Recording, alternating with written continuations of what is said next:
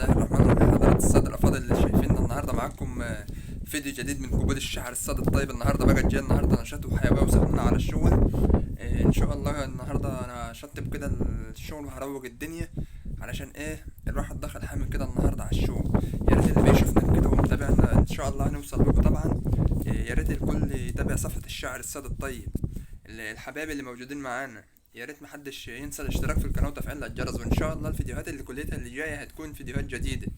يعني الفيديوهات اللي عدت ديت دي كانت حاجة على الماشي كده، بس ان شاء الله اللي جاي هيكون احلى بكتير. ان شاء الله هنطلع نصور بره وهنطلع نعمل اللي احنا عايزينه وهنصور مع بعض كده فيديوهات جاية قريب.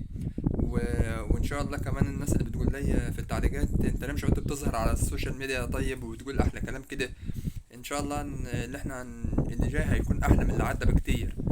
يا ريت الكل يدعمنا كده وما ينساش تفعيل القناه، ويا ريت الكل يشارك كده معانا. النهارده بقت انا هقول لكم حته مشهد صغير كده عشان انا مستعجل بس كده عشان لسه ورايا شغل كتير هنخلص. الناس اللي كانت طالبه مني مشهد انا لسه باقي عليك رغم الالم رغم الجراح. دي يا جماعة أنا كنت زايع بصوتي بس المايك بتاع التردد هو اللي كان بس محتاج موسيقى وكده. مشهد أنا لسه باقي عليك رغم الألم رغم الجراح، ورغم العمر اللي مني راح أنا لسه باقي عليك رغم البكا، رغم البكا والوجع، ورغم إنك هتلاقي في واحد جدع درويش، درويش وليل وسهر ونهاري ما هو نهار، واللي يحب خصيبه ما يحللوش الطار. وانا اصلا حبيتك على قد كسرة نفسك وعلى قد ظلمك ليا، ورغم انك ما عملتيش لحب الف حساب بس حبيتك، بس حبيتك، ورغم انك باكية بدون اسباب، ورغم انك قفلتي في وش الباب والله حبيتك. خلاص خلاص افترقنا، خلاص افترقنا وكل واحد عايش حياته، والحب مات والحياة مفضلش منه غير أنهار. أنا لسه باقي عليك. كلمات الشاعر السيد الطيب. يا ريت محدش ينسانا في الاشتراك كده وتفعيل الجرس يا جماعة.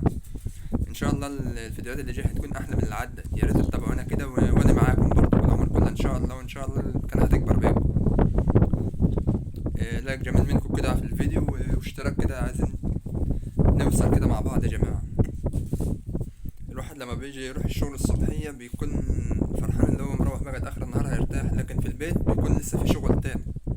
مفيش مفيش حاجة راحة خالص والله يا جماعة. النهاردة انا هخلص الشغل بتاعي وهروح بقى اشتغل في البيت برضك. يعني انا مش بروح اقعد. الناس اللي بتقول اللي انت طيب ده انت بتروح تطقم وبتخرج، والله يا جماعة يعني بتكون ساعة فاضة بس الواحد بيطلع يتفكفها شوية بس مش على طول يعني، عشان كل واحد مشغول في شغلانته وكل واحد ورا منا حاجات كتير لازم يعملها وكده. وبعدين الزمايل اللي بتسأل بيقولوا يا طيب انت مش هتسهر ليه؟ والله يا جماعة انا مش فاضي ان انا اطلع اسهر مع زمايلي حتى بره. الواحد بيبقى مروح من الشغل يعني خلصان، بس الحمد لله الواحد لاقي يعني شغل يشتغل احسن من القعدة. هنعمل ايه بقى كده مع بعض يعني؟ شوية كلام كده حلوين منكم كده في التعليقات كده، محدش ينسانا وتفعيل الجرس ده ولا حاجة، وان شاء الله نوصل بيكم يعني. يا ريت اللي عايز يعمل صفحة ما يستعجلش عليها. كل واحد اللي عايز يعمل اي حاجة على اليوتيوب او عايز يسجل انا معاكم برضه.